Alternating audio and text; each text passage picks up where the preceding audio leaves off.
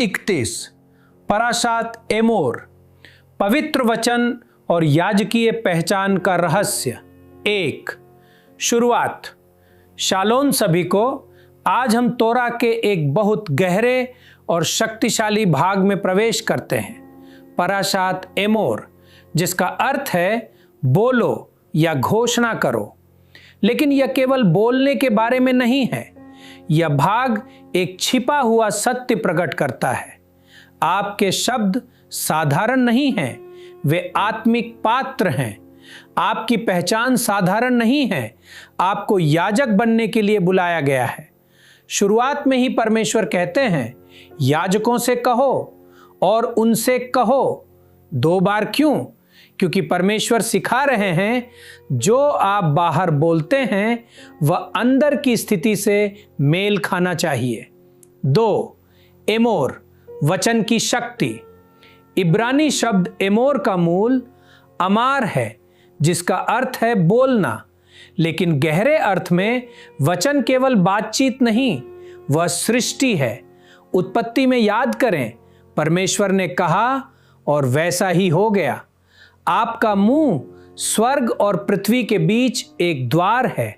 इसलिए गलत शब्द अराजकता लाते हैं, सही और पवित्र शब्द जीवन लाते हैं। सेवा सक्रियता। कहिए, हे प्रभु, मेरे वचनों को पवित्र कर, मेरे शब्द स्वर्ग के अनुसार हों। 3 याजकीय पहचान। परमेश्वर विशेष रूप से याजकों से बात करते हैं। क्यों? क्योंकि याजक एक पुल होता है, स्वर्ग और पृथ्वी के बीच, आत्मिक और प्राकृतिक के बीच। आज आपको भी बुलाया गया है। तुम याजकों का राज्य हो। इसका अर्थ आप परमेश्वर की उपस्थिति को लेकर चलते हैं। जहां आप जाते हैं वहां परमेश्वर की उपस्थिति जानी चाहिए। 4 पवित्रता। कदोश पवित्रता सिर्फ अच्छे व्यवहार का नाम नहीं है। कदोश का अर्थ है अलग किया हुआ, परमेश्वर के साथ मेल में होना। परमेश्वर कह रहे हैं, जो अशुद्ध करता है उससे अलग हो जाओ, जो अनंत है उससे जुड़ जाओ। 5 मोएदिम, नियुक्त समय। परमेश्वर मोएदिम बताते हैं। ये केवल त्योहार नहीं है, बल्कि परमेश्वर से मिलने के समय आत्मिक द्वार हर समय में एक अलग आशीष होती है। 6 मेनोरा, आत्मा की ज्योति। मेनोरा आपकी आत्मा का प्रतीक है। तेल पवित्र आत्मा को दर्शाता है। अगर तेल शुद्ध है तो प्रकाश लगातार जलता रहेगा। 7 चेतावनी, वचन का दुरुपयोग। अंत में एक व्यक्ति परमेश्वर के नाम का अपमान करता है।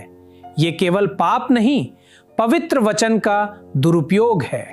वचन आशीष दे सकता है, नाश भी कर सकता है। हफ्तारा।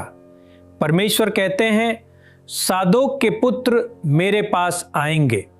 सादोक का अर्थ है धर्मी, सीधा। संदेश। हर कोई परमेश्वर के पास नहीं आ सकता, केवल वही जो अंदर से सच्चा है। 2 प्रकार के याजक, बाहर से सेवा करने वाले, अंदर से सच्चे और पवित्र। लिनन वस्त्र। लिनन पवित्रता का प्रतीक है। यह दिखाता है सेवा बिना मानव प्रयास के, केवल परमेश्वर पर निर्भर। नया नियम। 1 यीशु, महान महायाजक। इब्रानियों 7 के अनुसार यीशु हमारा महायाजक है। वो सदा पवित्र है, कभी अशुद्ध नहीं होता, हमेशा हमारे लिए मध्यस्थता करता है। 2 वचन की शक्ति। जीभ छोटी है पर आग लगा सकती है। एमोर का ही संदेश। वचन जीवन भी दे सकता है और विनाश भी। 3 विश्वासियों की पहचान। 1 पत्रस 2:9। तुम चुनी हुई जाति, राजकीय याजक हो। अब मंदिर बाहर नहीं, आपका हृदय ही मंदिर है। 4 मेनोरा और यीशु। यूहन्ना 8:12। मैं संसार की ज्योति हूं। अब वो ज्योति आपके अंदर है। समापन संदेश एमोर, अपने वचनों की रक्षा करो। यहेजकेल, अंदर से सच्चे बनो। इब्रानियों, यीशु महायाजक है। पतरस, तुम याजक हो इसलिए याजक की तरह जियो, याजक की तरह बोलो, परमेश्वर की उपस्थिति लेकर चलो। घोषणा कहिए, मैं परम प्रधान परमेश्वर का याजक हूं। मेरे वचन जीवन देते हैं। मेरा जीवन उसकी उपस्थिति को दर्शाता है। मैं पवित्र और अलग किया हुआ हूं। अंतिम संदेश प्राशात एमोर, केवल शिक्षा नहीं, ये एक बुलावा है। अलग बोलने का, अलग जीने का, स्वर्ग के अनुसार चलने का। जब आपके शब्द शुद्ध होते हैं, आपकी पहचान स्थापित होती है और आपका जीवन परमेश्वर के समय के साथ चलता है, तब स्वर्ग पृथ्वी पर प्रकट होने लगता है। यदि यह संदेश आपको छू गया है तो इसे साझा करें, लाइक करें और दूसरों तक पहुंचाएं। प्रभु आपको आशीष दे और आपकी रक्षा करे, आपके कदमों को सीधा करे और अपनी उपस्थिति से आपको भर दे। शब्बात शालोम।